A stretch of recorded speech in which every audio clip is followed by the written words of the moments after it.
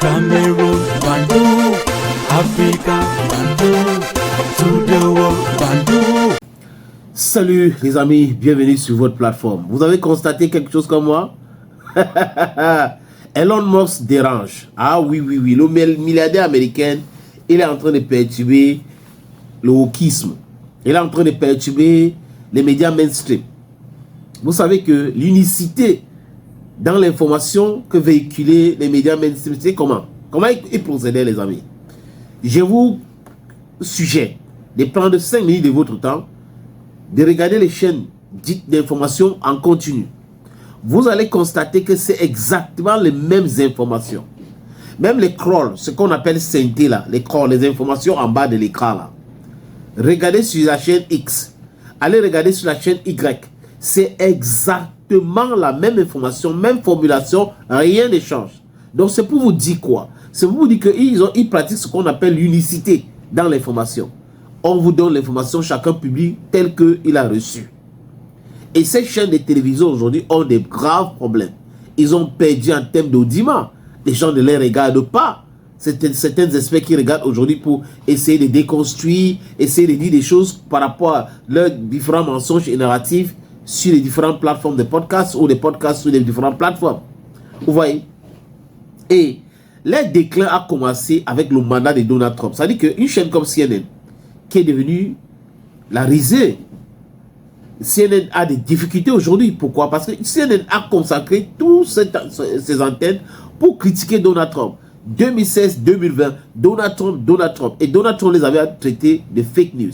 Les gars n'ont pas vu ça venir. Donc à force de faire cela, ça dit que les gens vont se dire, attention, s'ils font cela, ça dit qu'ils sont en train de protéger quelque chose. Ils protègent quelqu'un. Et quand vous vérifiez l'information, vous vous rendez compte que non. Les gars s'arrangent à dire ce qu'on les a demandé de dire. Donc ils protégeaient la gauche radicale aux États-Unis, les néocons, les va-t-en-guerre, les gens qui sont en train de blanchir de l'argent. CNN a perdu de l'audience aujourd'hui dans le monde. Les amis, c'est un fait vérifié et vérifiable.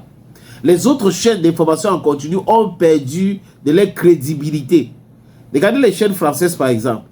Ils ont l'impression que Donald Trump est encore en campagne.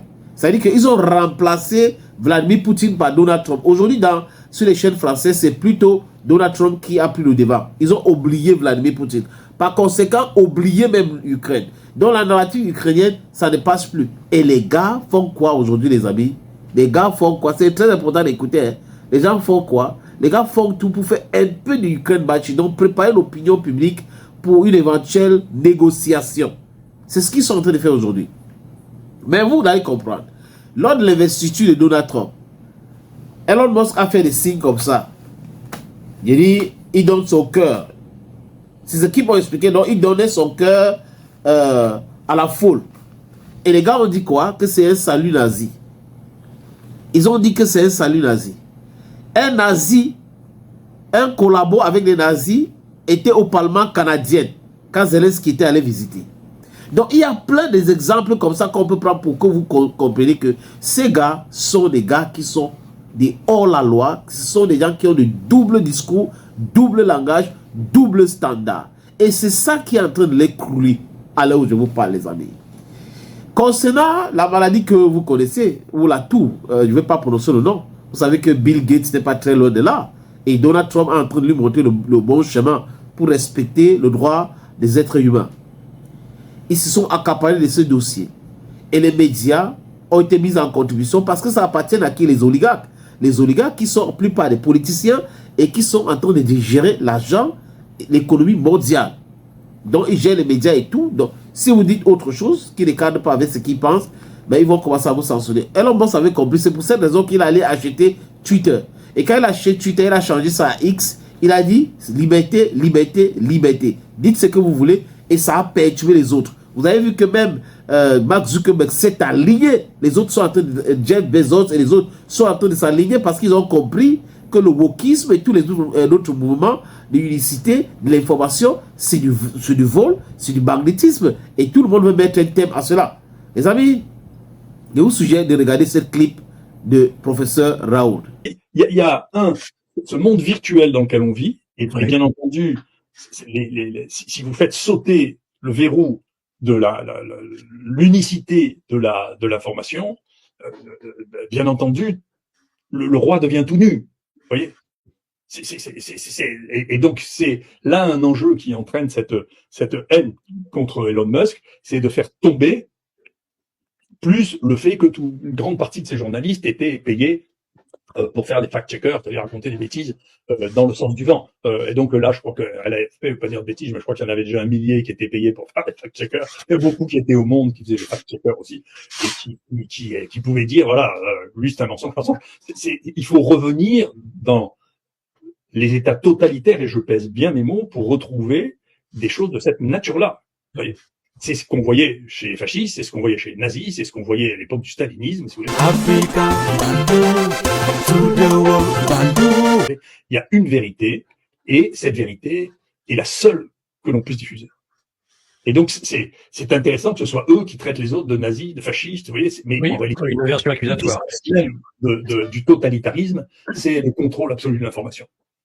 Et c'est très intéressant parce que quand vous voyez qui contrôle cette information, il faut regarder, là aussi, moi je pense que les télévisions ou les radios ou les journaux devraient avoir toujours en première page, voilà, de qui nous recevons de l'argent, parce que ces gens, c'est comme CNN actuellement qui est en train de s'écrouler, si vous voulez. Si vous n'êtes pas financé, ça n'est plus les auditeurs ou les gens qui achètent les journaux qui financent ça, pas du tout. Le financement, c'est l'État, et donc il faut obéir à ce que dit le gouvernement, sinon il diminue votre... Et donc vous voyez bien que Le Monde et le Parisien n'ont pas le choix, en réalité c'est eux qui touchent le plus d'argent de l'État, donc Africa, Bantu, to the world, Bantu. Ils obéissent à ce qu'on leur dit. Deuxièmement, le financement de l'industrie pharmaceutique des journaux est colossal, plusieurs millions d'euros par an. Et puis, troisièmement, ponctuellement, Bill Gates donne 4 millions au Monde, par exemple, et donc vous imaginez pas que le Monde va dire que Bill Gates est une espèce est le type qui a les plus gros conflits d'intérêts en conseillant à l'OMS d'acheter les vaccins dont il a acheté les brevets, et qui s'est acheté la presse scientifique, Lancet, la presse générale, tous les grands journaux. Il a le Guardian, il a le Monde, oui, c'est inouï qu'on accepte, c'est tellement immoral qu'on accepte ça, et quand vous dites ça, les gens vous disent, mais vous êtes complotiste. Non, mais il suffit de regarder, c'est tout, toutes ces données sont disponibles, on le sait. C'est exactement comme ça que les gars fonctionnent. C'est-à-dire que si vous ne voyez pas les choses comme eux, vous êtes leurs ennemis, ils font tout pour vous broyer. Et jusqu'au niveau des différentes présidences, ils ont la force, la puissance, parce que c'est la mafia. Mais il y a eu des gens aujourd'hui qui ont de l'argent, qui veulent faire la politique différemment, qui les font mal, ça les touche au plus profond d'eux, les amis. Ils commencent à dire, la bourse, Twitter a chuté dans la bourse. C'est du mensonge, du racontage. Quelle bourse? C'est-à-dire que vous avez les soi-disant experts en économie qui sont dans les plateaux de télévision pour mentir. Mais ils ne se rendent pas compte que nous sommes en 2024. Le mensonge ne peut plus prospérer comme hier. Regardez. Et quant à l'action X à Wall Street, alors pour le coup, c'est intéressant de se replonger un peu en arrière. Depuis l'élection de Trump, elle a perdu 5%, c'est vrai, parce que il est tellement collé à lui qu'il a j'allais dire, les effets négatifs de Trump qui lui collent. Sur les 30 derniers jours, moins 0,7, beaucoup moins. Et depuis l'investiture, plus 0,5, ça remonte. Merci beaucoup, François. Pendant ce temps, Elon Musk reste droit dans ses bottes et il fait ce qu'il doit faire. Et les autres là, ils sont en train de faire quoi? Dans le bavardage vide, creux, le mensonge. Les médias mainstream, c'est fini pour vous. Le monde est en train d'évoluer. Vous avez contrôlé les gens pendant très longtemps, mais aujourd'hui, sachez que vous devrez faire uniquement le travail du journalisme, qui consiste à quoi? À aller travailler, vérifier les informations avant de les publier. C'est de ça qu'il est question. Pas de la manipulation, de la propagande, soutenir le non-sens total. Les amis, en tant qu'Africains, on a le droit de les donner des leçons. Parce qu'on les a subis pendant longtemps. Donc on est expert en déconstruction de mensonges qui viennent de l'Occident. Thank you friends, and bye bye.